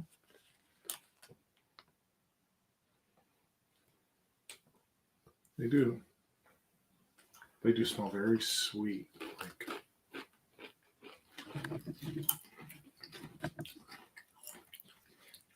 They're good. Yeah. Those are delicious. Those would be good with some guac. Oh, definitely. Yeah, those are really good. No complaints there on those. Definitely sweet. Yes, but There's the a hint of the flavor, lime. Yeah.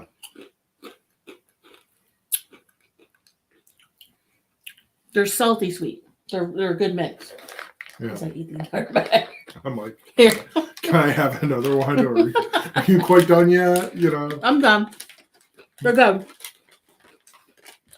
They're salty, but not too salty. Sweet, but not fake sweet. They taste like corn. They have a little bit of lime. Yeah. If I was going to have like a street food and that was for sale as a fritter. Oh, yeah, all day. I'd get a pack or a package or bowl or whatever they give them out in. Walk around eating it. I'm picturing like some sort of dipping sauce with them. Yeah, too. they say they dip them in something. Like maybe like a chili sauce or something like that. Or a cream sauce. Yeah. Like a sour crema. But that's more of a Mexican. I kind of want that. Yeah. We'll have to look at the recipe. See if we can make them ourselves. Probably not. I'm gonna go 4 1/4 on those. I really like these. 4.25. Okay, so you're at the same as me. Yeah. And we are going back to gummies. The Indonesian peach ring gummies. The juiciest, chewiest ring in West Java. The company behind this yum, UP Indo, is kind of a big deal. As one of the most recognizable brands of Indonesia, they produce a whopping 6 billion pieces of candy every year. Generations of locals grew up eating their gummy candies in fun shapes like hamburgers, pizzas, and hot dogs. And with candies this juicy, they've been leading the gummy confectionery market in Southeast Asia since 1996. But don't take our word for it. Just bite into these fruity, sugar-encrusted rings and see for yourself. I think these are going to be something that we're pretty much, familiar with. Peach gummy rings. We have had so many gummies like these. And nothing against them. They're always fairly middle of the road as far as our ratings go. And usually it's higher for me because I like peach more than he does. Well, that's like that standard is like pretty low. I mean, because okay, I got a couple there.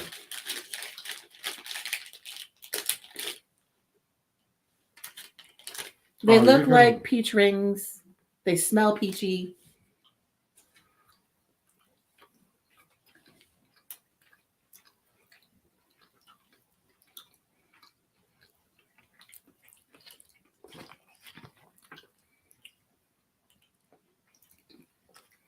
$2.75, just middle of the road.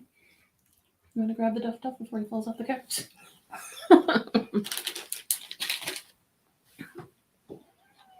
Meow!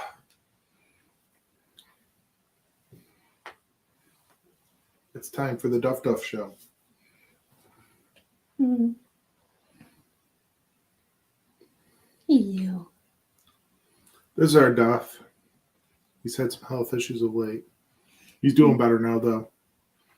And we're grateful. Yeah. We're so happy. He's got a little vision impairment now, though. So I got to be careful he doesn't get himself stuck places he can't get down from safely. He surely does play a mean pinball. Right? Yes. He's the best. He's our Duffs. All right. There you go. Duff break. All right. What'd you say on those? 2.75? 2.75. They're good. The strawberry ones were better. Strawberry ones were a lot better. I'm gonna go 2.5. I've had peachier. What are you doing in the box? I've had bigger. I think Duffy wants yums. Come on. Let go. Let him stay. He's fine. He's not hurting it. I don't want him. We still have. The box broke. It did really break the box. That's okay. All right. Now we are going with something that we've read or heard about through watching some YouTube stuff. This weird cheese obsession that happens in combinations we're not, as Westerns, are not familiar with. So I'm kind of hesitant about this one. It is a cheesy crackers with cocoa sprinkles. Cheese and chocolate on a cracker? Yep.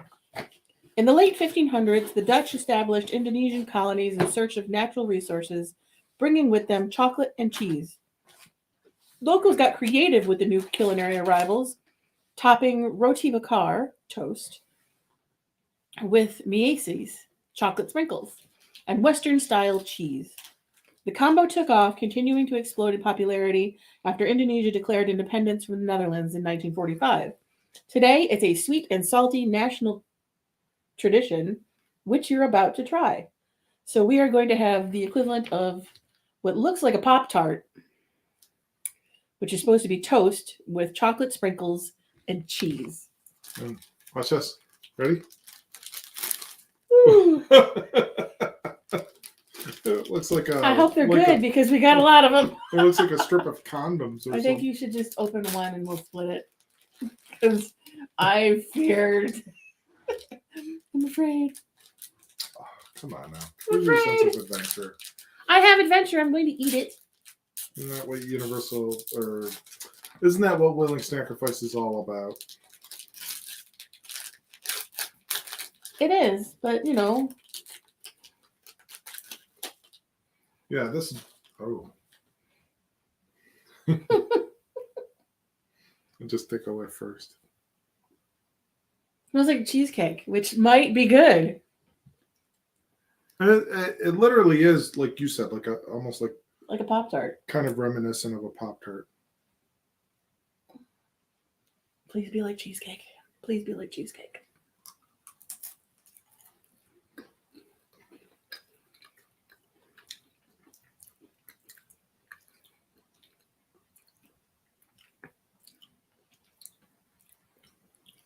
It's kind of salty in a way.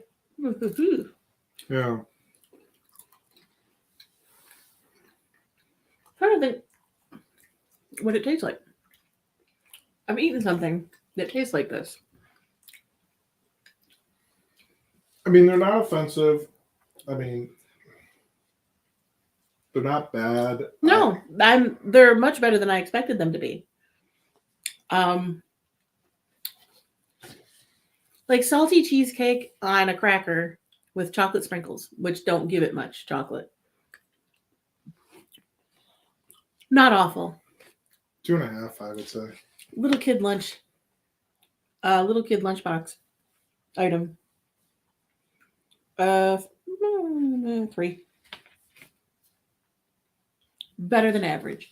Better than middle. Trivia question.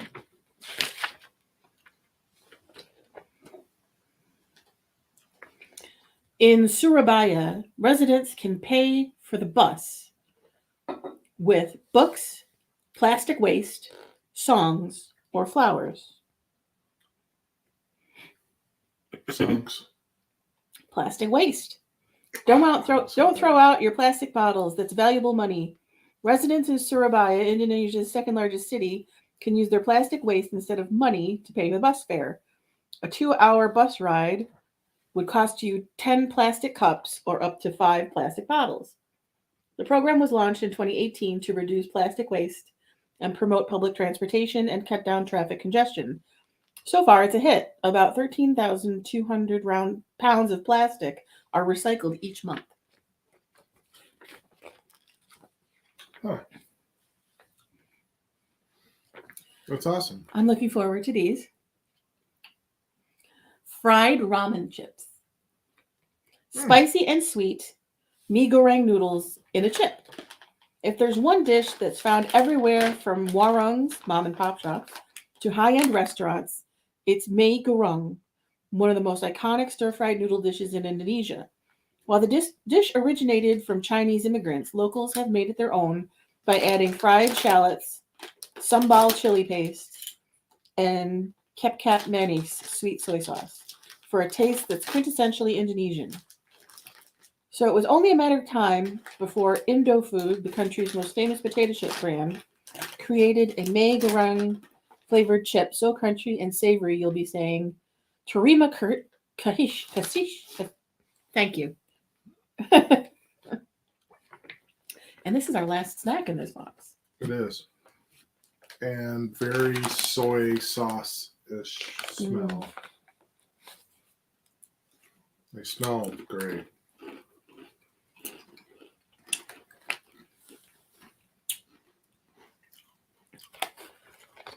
Oh, we got a kick. Oh, wow. There's all the salt for this week's Willing Snackrifice episode. And spice. Holy smokes. There is a huge spice factor on the back end of these. That's that sambal. I mean, they're very ridgy, which, I mean, sometimes potato chips that we get from elsewhere they have a tough time doing the ridges, but these definitely have good ridges. But well, we watch a lot of cooking shows, a lot of the Gordon Ramsay cooking competition shows, and I've heard them use sambal seasoning in a lot of things. I've never had it, but the spice in this is sambal. Yeah, I mean, it's got a good flavor. It's not just heat. Yeah. Yeah. That's what I was about to say. Yeah. Just not like spice to be spicy, but like very good flavor there too. Gosh, these are really good. I like these.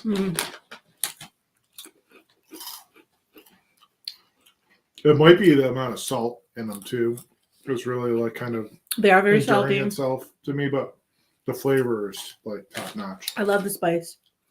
That spice and the soy go so well together. I think 4.75 for me. A little bit too much on the salt. If they dialed back that salt, but no, I know the soy is what makes it salty. If there was just a little less salt and it kept that flavor of the shallots and the sweet soy sauce and the spice, it would be a 5. But those are good. Potato chips tonight, just rocking it. Yeah. Between this box and the box from France, potato chips seem to rule the roost. I mean, we've had garlic, we've had the onion ones, onion confit, and now we've had I call them sambal because that's the flavor you get the most is the spicy.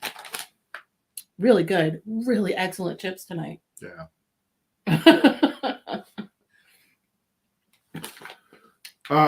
So I mean, this box, hands down, these were both of our favorite item.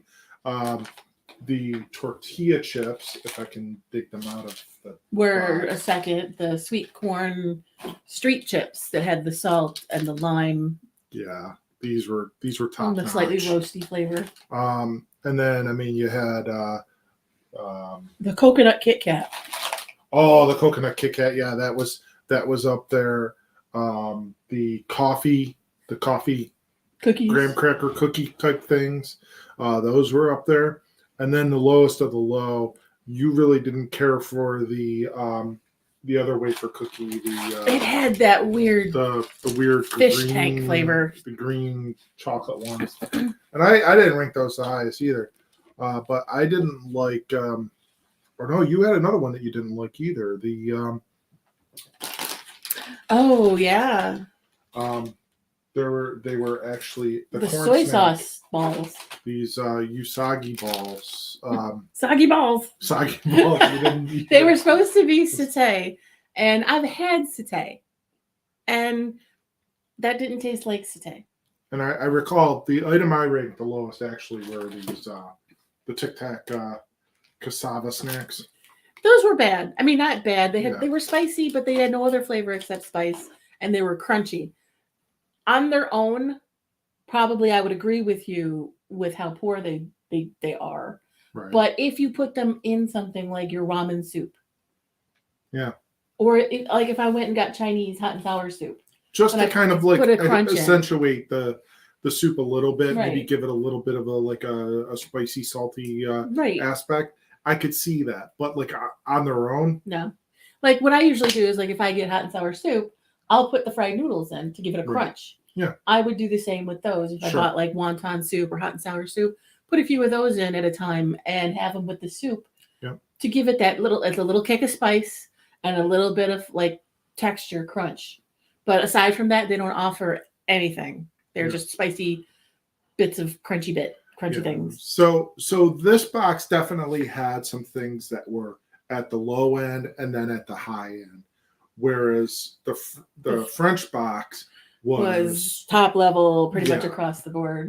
Which is great because I mean that's what this is all about, is experiencing these different things and maybe just trying things, getting out of your comfort zone as far as foods go. Granted, this, I mean, with snacks, it's snacks, it's not the actual food of the country, but this is a start, and we like to experience all these things. And we eventually will visit a lot of these places and try some of the local delicacies of those places. Yeah. I mean, I would love to go to France and I would love to go to Indonesia. Oh, yeah, absolutely. I mean, a lot of these places I would love to visit and just, try out some of the local delicacies. Street foods. I don't need, 5-star, cuisine. I'd like to try it, but I honestly want to know what do people eat every day? Yeah. What does the average person have for breakfast? What does the average person have for a snack? What do they eat for dinner? What do they eat after they go to the bar? Or what do they, what's the thing? Because obviously we know what we do. Right. I mean, do Americans eat steak every night? Most of us no. You know, Right. what do we turn to for comfort food? Yep. What is our street food? So we know ours. In other countries, it's completely different, and it's exciting. And I want to know those things. So I think what we get out of these, again, it's not their cuisine, 100%, but it is hints at what their flavor preferences are. Right. Yeah. And France, I enjoy your flavor preferences. And that's one of the things, I mean, like as far as universal yums go, that's one of the things I enjoy is because you go from like France to like Indonesia to, Poland, Scandinavia, some of the countries we've done recently. It's been great. We do have one coming up that's a little more controversial. They gave us the option to switch it back to like one of the ones we've done previously. We do have Russia coming up. The thing is we're supportive of the people of Russia, not necessarily the politics of Russia and the armies and the president and all of that stuff. But we're supportive of the people, and we will support. By this token, we'll support like the businesses. These people are still trying to live their lives. Is what the Russian military and the Russian government doing to Ukraine horrible? Yes, we agree. We support Ukraine. We wish nothing but peace to the people of Ukraine. I personally abhor Putin and his regime and everything that he's doing, but the people of Russia the majority of the people of Russia are not to blame for what's happening. And so, I still feel that we would enjoy understanding the flavors. Yeah. So Universal Yums gave us the option of changing the box because they had planned the Russia box for the last 6 to 8 months. They had planned this box that far ahead. So they gave us the option of switching it. We elected to stay on with it. Just not only to support their company because they had probably pre-purchased all of these snacks and we didn't want to leave them left with all these snacks, but also to support these companies maybe that they're supporting. So with that in mind, that'll be coming up soon. We'll be getting that box soon. But it's great to be able to try all of these foods and stuff that maybe places we might potentially visit, Indonesia and, France and, Poland maybe at some point, and Korea. I'm really high on wanting to go to Korea because we watch a lot of Mikey Chen and he just came back from Korea. South Korea and the food. Oh, God. I want to go and Korean barbecue and we have a new Korean barbecue place here, but I want to go authentic. But I also want to do the 7-Elevens. I want to do all of that stuff and experience that. But this is a way that we can kind of get started in that. Mm-hmm. And then we do the other box, the Securico one that we just started. It is a challenge. It is definitely outside of our comfort zone. Sure. It is taking, because a lot of these, I think we talked about, a lot of these snacks really draw on American style, but with their own flavors. Yeah. So there's always potato chips. There's always corn snacks. There's always cookies or wafer cookies. Delicious.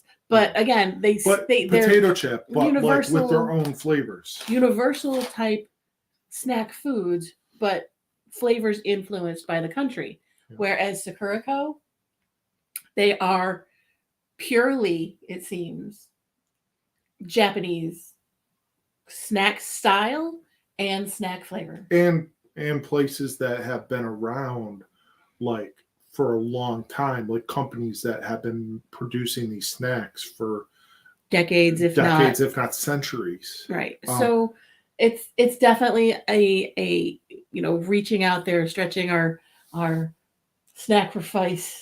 Yes. Our muscles a little bit, but it's fun. It's still fun. Yep. It's still fun to understand these different cultures through their food. Yep. And this is, we kind of kicked it off with this, but this is our 25th episode of this. So, that's 25 episodes in of doing Snackrifice. So, and we're going to keep going. and we're going to have more experiences and fun with this. I mean, I mentioned the cruise thing earlier, and we're taking some road trips this summer, which is going to yield us maybe picking up some more snacks, self-curated snacks that we're gonna try on future episodes. I do think we do have something that we're going to have to hit upon that we have a funny story about, but I think we're going to maybe do it maybe in the coming weeks. Is we have friends of ours that we recently helped throw a baby shower for, and long story short, we have some baby food, and we might actually do an episode where we taste it. We try the baby food out. One of the baby food games at the shower, one of the games at the shower was to blindfold and feed the mother to be and father to be one another different baby foods. And or you just do blind taste, really. I mean, yeah. You could just cover up the labels. Well, you know, when you see what color the baby food is, it kind of gives it away. Yeah, that's true. But in our case, I'm kind of scared. There's one that was just, I opened it. It smelled like cat food. But maybe stay tuned for that. Stay tuned for what we do have coming up on this channel. We've got some dumplings in our freezer that need to be tasted. Yeah, but wouldn't we just have those for dinner? Okay. I don't know. But you might not get to see those. Yeah, but we did buy some dumplings the last time we went to H Mart.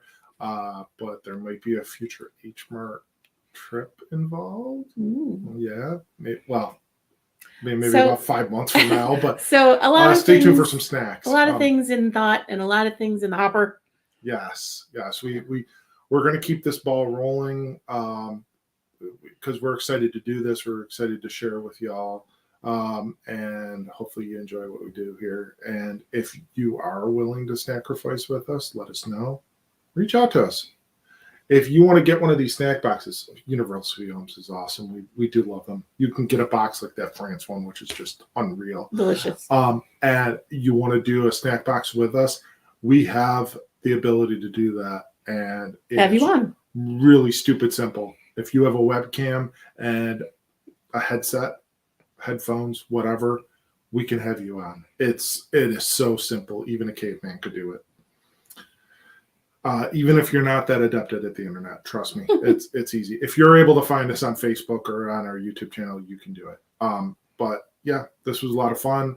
We enjoyed doing these. Stay tuned for more. Yeah, good times.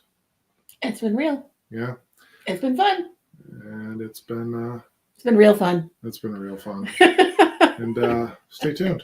We'll see y'all next time, and have a good night. Good night. Bye now.